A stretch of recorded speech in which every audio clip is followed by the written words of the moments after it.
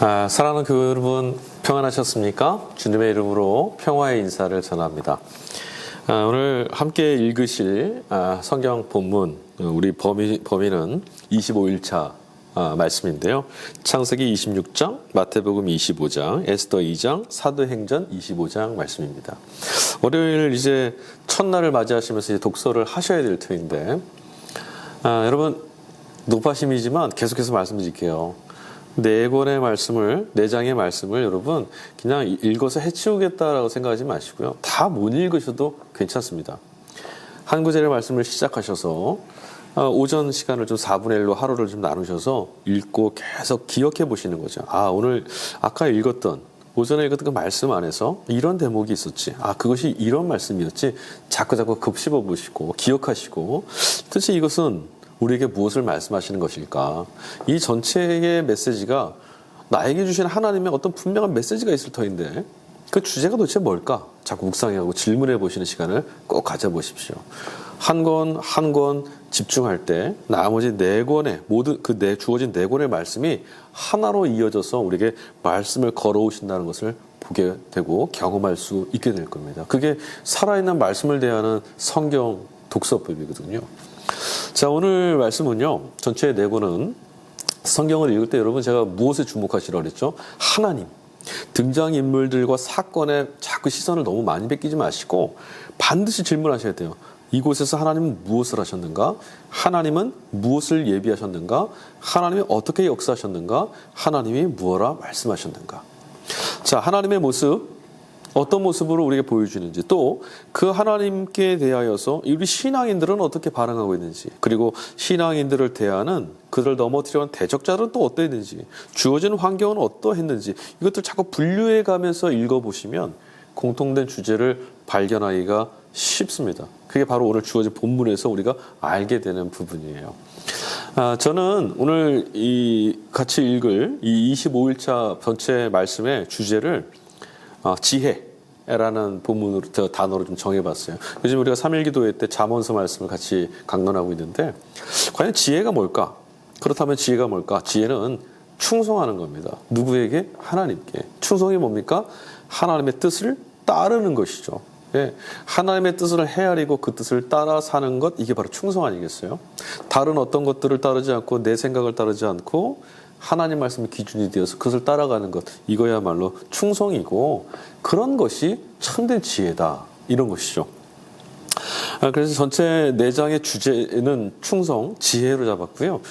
내용은 이런 겁니다. 하나님의 자녀는 지금 말씀드렸다시피 하나님의 통치하심, 하나님의 의지, 하나님의 지혜, 뜻, 하나님이 이렇게 역사하시고 우리 가운데 같이 계심을, 지금도 일하고 계심을 믿고, 그렇게 되니까 주어진 모든 상황 안에서도 하나님께 의지해서 살게 되는 것, 그러니 그것이 지혜가 되더라, 그것이 삶을 이겨나가는 역사가 되더라, 이것이죠.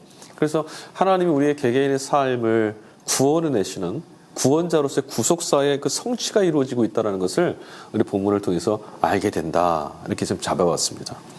자, 그러면 창세기부터 각각의 그 말씀들이 어떻게 이 주제로 우리를 인도하고 있는지 한번 좀 살펴보죠.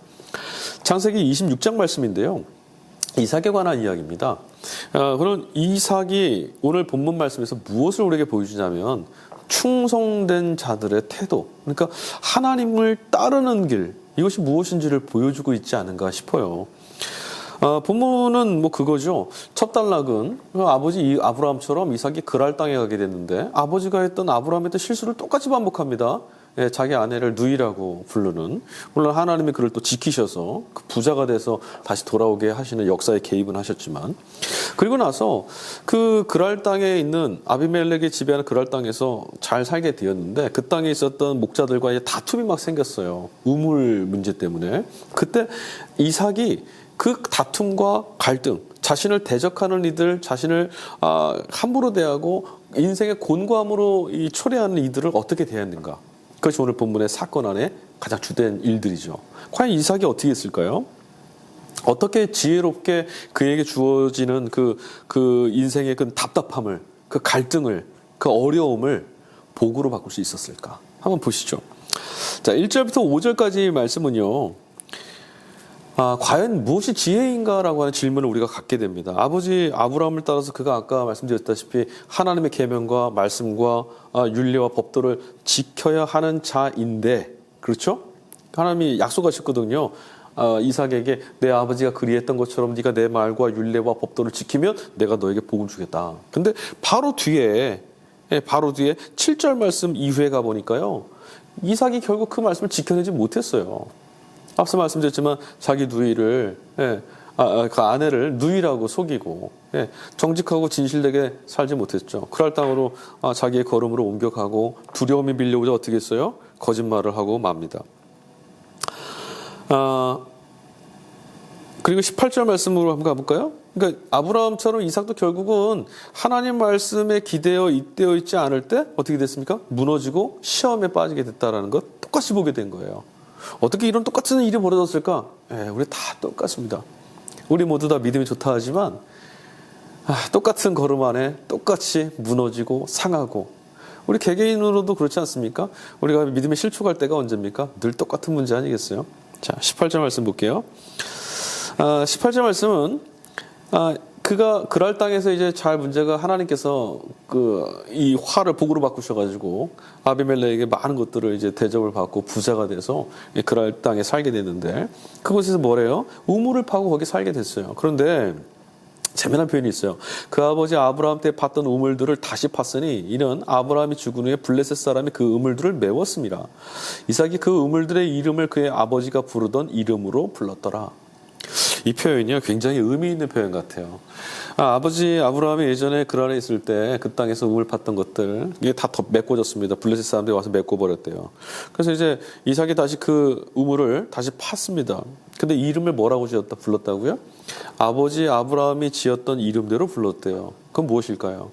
하나님을 대했던 아버지의 신앙을 뒤따른다라는 것을 우리 보여주고 있는 거죠. 예. 하나님을 향해서 아브라함 믿음으로 반응하였던 그 걸음걸음대로 이 이삭도 하나님을 믿고 하나님을 따르며 살아가는 그 신앙의 길에 같이 들어섰다는 것을 우리 이것을 알 수 있어요. 자, 그런 다음 이삭의 종들이 골짜기를 파서 샘 근원을 얻었는데 어떻게 됐냐면, 그랄에 있었던 그 목자들이 와가지고요, 이삭의 목자들과 막 다투었습니다. 그리고 나서 어떤 일들이 벌어졌냐면 그 우물들을요 막 뺏어갔어요. 그 첫 번째 다툼으로 있었던 그 우물이 에색이었습니다. 그러니까 이삭이요 그 에색을 그냥 주고 떠납니다. 에색이라는 첫 번째 우물이 뭐라고요? 다툼이었어요. 그 다음에 또 옮겨서 다른 우물을 팠더니 그들이 다투지 아니하였어요. 다투지 않고 있었는 줄 알았는데 결국 또 그랄에 그 목자들이 와서 그 우물을 또 뺏어가려고 막 다툼이 벌어졌습니다. 그래서 그 우물의 이름을 뭐라고 했냐면 신나라고 했다고 합니다. 신나라는 이름은 대적했다. 그러니까 그랄의 목자들이 이 아브라함의 목자들 아브라함과 대적해서 그 우물을 뺏어갔다라는 거예요. 이삭이 어떻게 되냐? 또 주워버렸어요. 그래서 어떻게 했습니까?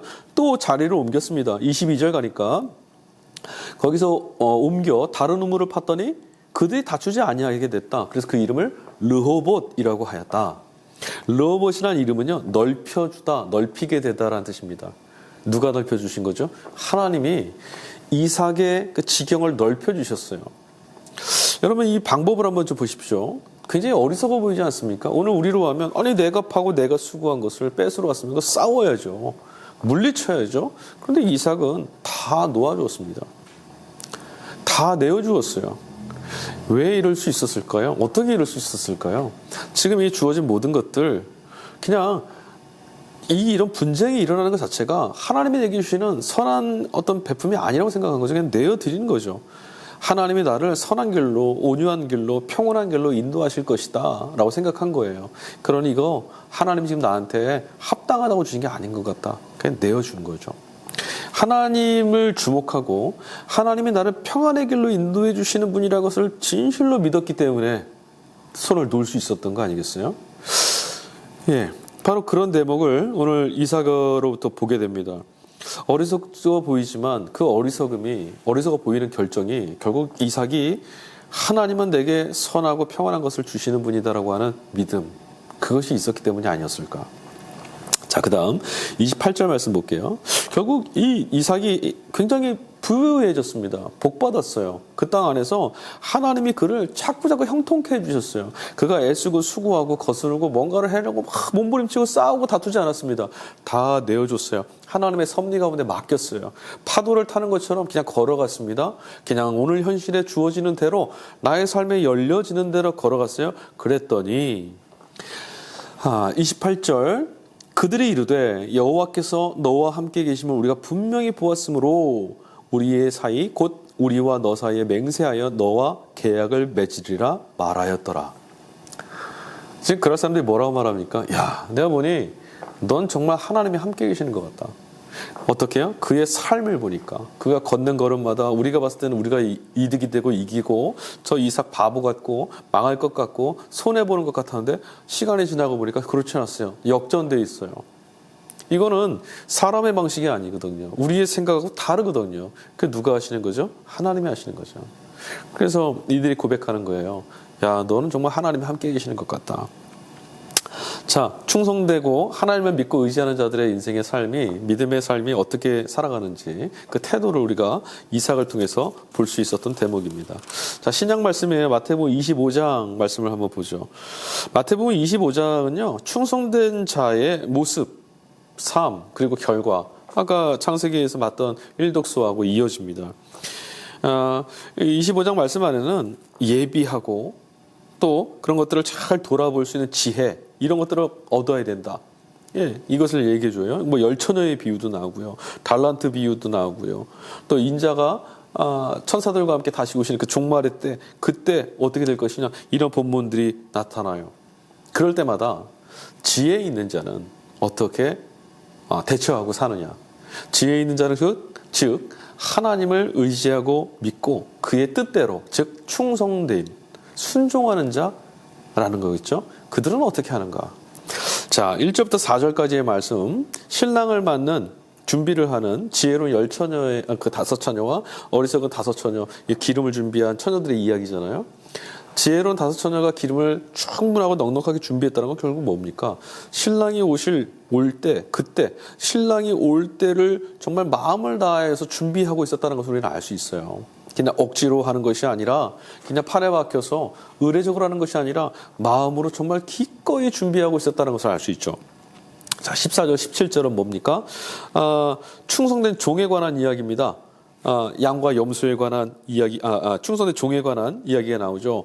그 달란트를 맡겼을 때 충성되게 그 종이 그 주인의 뜻을 헤아려서 맡기신 것들을 잘 간수하고 그것들을 잘 활용하여서 주인에게, 나에게 이 좋은 걸 맡기신 주인의 뜻에 부합하고 반응하는 그런 종의 모습들을 보여주고 있어요. 물론 여기서도 어리석은 종도 나오죠.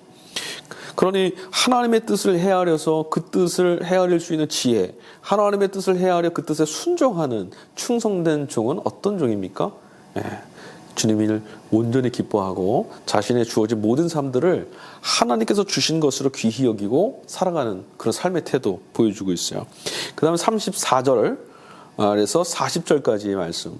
인자가 천사들과 함께하는 그 종말의 때죠. 주님이 오실 때 어떤 일들이 벌어지냐의 대목인데, 양과 염소, 앞서 제가 잘못 말씀드렸는데 양과 염소의 비유가 나옵니다. 양은 어떤 존재입니까? 지극히 작은 자들에게 선함으로 대했던, 주인을 대하듯이. 그리고 염소, 악인이라고 주님께서 패악한 자들이라고 했던 그들은 어떤 자들이죠? 내 주변의 일상에 있는 이들을 함부로 대하는 거죠. 그 뒤집어 말하면 뭡니까?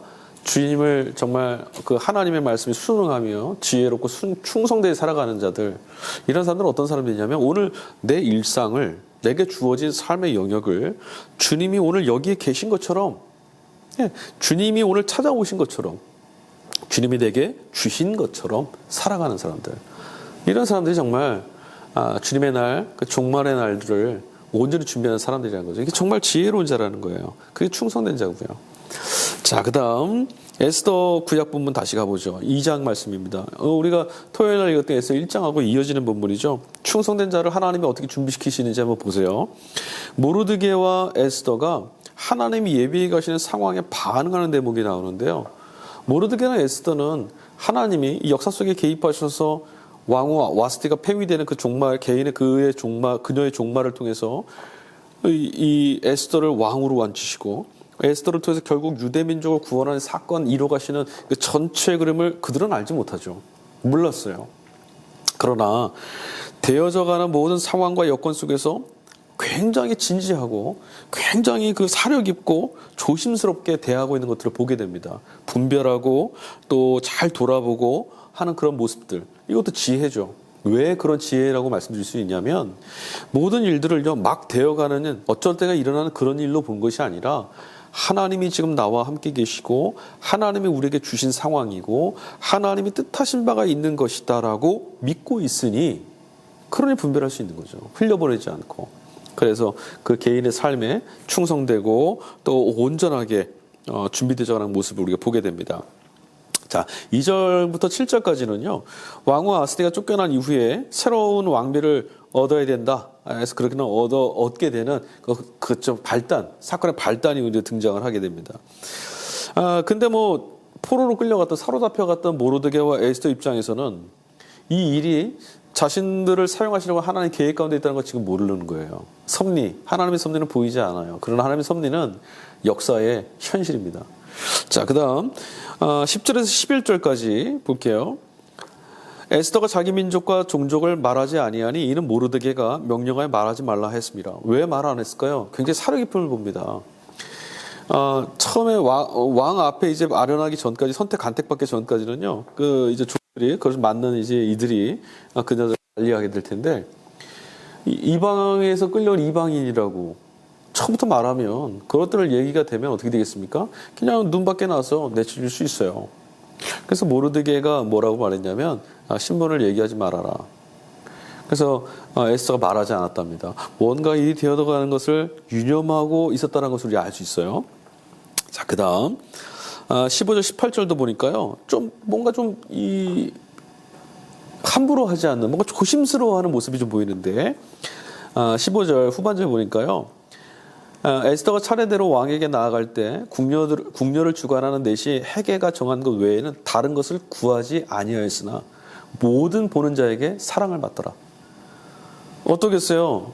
보통 이런 상황이면 이것도 주세요, 저것도 주세요, 이렇게도 치장하고 저렇게도 치장하고 막 할 터인데 그렇게 하지 않았대요. 되려 에스더는 생각한 거죠. 이게 뭔가 하나님이 지금 이끌어 가시는 길이라면 우리가 내 스스로가 뭔가를 이렇게 드러나려고 욕심내지 않아도 하나님은 하나님의 일을 하실 거 아니겠습니까? 그래서 그가 다른 걸 구하지 않았대요. 그게 오히려 그 궁녀를 주관하는 넷이 헤게의 눈에 좀 예사롭지 않게 보이지 않았겠어요? 다 자기를 꾸미려고 이 넷이를 우습게 알고 곧 왕후가 될 것처럼 함부로 대할 텐데 에스더는 그러지 않았다는 거예요. 눈여겨봤겠죠. 그게 오히려 보는 사람들 모두에게 모든 보는 자에게 사랑받는 계기가 됐대요. 이 모든 것이 지금 자신에게 주어진 상황을 아주 유념하고 사려 깊고 조심스럽게 보고 있다라는 삶의 결과로부터 나타났음을 우리가 알게 됩니다.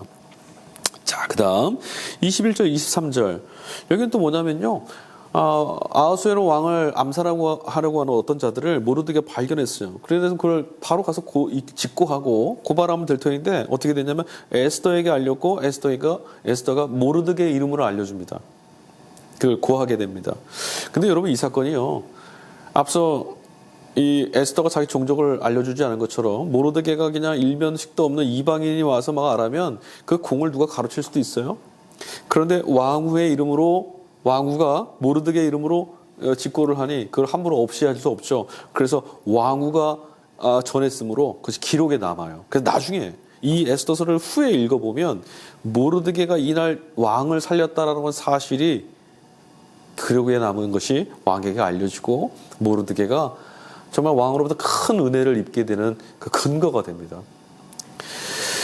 이런 거 하나하나가 그 사건과 상황을 굉장히 유념해 보면서 분별하고 조심스럽게 직시하면서 보고 있었던 그들에게 있어서 삶의 태도로부터 드러나고 있음을 알게 됩니다. 이게 다 뭐겠어요? 내게 주어진 인생의 시간을 허투루 대하지 않고 하나님이 주신 것으로 순응하고 순종한 이들의 걸음 아니겠습니까? 그리고 사도행전 25장 말씀으로 이어져 가보죠. 24장 말씀에서도 읽었지만 이미 바울이 이제 재판에 회부됐어요. 고소를 받았죠. 총독에게 붙잡혔습니다. 24장에서 총독은 이제 벨릭스였는데 25장으로 넘어가 이제 베스도라고 하는 새로운 신임 총독이 부임했습니다. 벨릭스에 비하면 베스도가 훨씬 우호적이고 좀 그런 총독이었죠. 그런데 이 25장 말씀에도요. 변명보다는 가이사에게 재판을 요청하는 바울의 어떤 지혜를 보게 됩니다. 하나님께 순종하고 충성하는 자들은 자신에게 주어진 상황을 어떻게 대하는 자들인가 좀 곰곰이 생각해 보게 돼요. 좀 보시죠.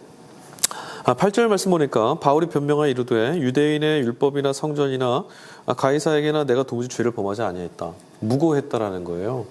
그런데도 자기가 지금 이렇게 끌려와서 매도 맞고 옥에 갇히기도 했죠. 억울한 거죠. 그냥 풀어준다 그러면 안 되는 거예요. 물론 우리가 생각했을 때는 풀어주면 무죄라고 해서 풀어주면 된 거 아니냐 싶지만 이제 밖에 나가면 유대인들에게 해를 당할 수 있습니다.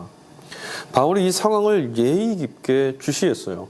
이 상황에 내게 허락되어 있는 이 상황이 어떤 것인지, 나의 대적자들은 어떻고 나를 구원하신 하나님께서는 나를 어떻게 이끌어 가실지, 자신에게 주어진 복음 전하는 사명과는 어떻게 또 연결될 수 있는지 유념하게 지켜보고 있었던 사람이거든요. 그래서 그가 이제 베스도에게 재판을 요청합니다. 벨릭스에게, 가이사에게 상소하겠다고 이제 요청을 하죠. 자, 그런 거예요. 무죄함에도 불구하고 자신을 로마인이 신분을 갖고 있는 자기에게 이렇게 함부로 대했으니 그냥 묵과할 수 없다, 상소하겠다 이렇게 얘기를 했어요. 자, 10절 12절 말씀 보니까요. 10절부터 12절 말씀이 바로 그거죠. 상소하겠다라고 하는 부분. 그 다음이 23절에서 27절까지. 여기 부분은 이제 아그리빠와 이제 버니게라고 하는 이 등장인물이 나타나요. 베스도는 총독이었습니다. 그리고 아그리빠는 분봉왕이었어요. 유대의 분봉왕입니다. 이 본문에 나오는 아그리빠는 아그리빠 2세인데요.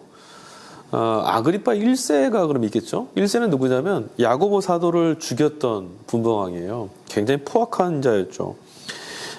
유대의 이 분봉왕인 아그리빠가 아무래도 이 그리스도인들에 관해서 잘 알 터이니 이제 베스도가 아그리빠에게 대신 좀 살펴보고 재판을 좀 중재 좀 해보고 좀 판단해 달라 넘겼어요.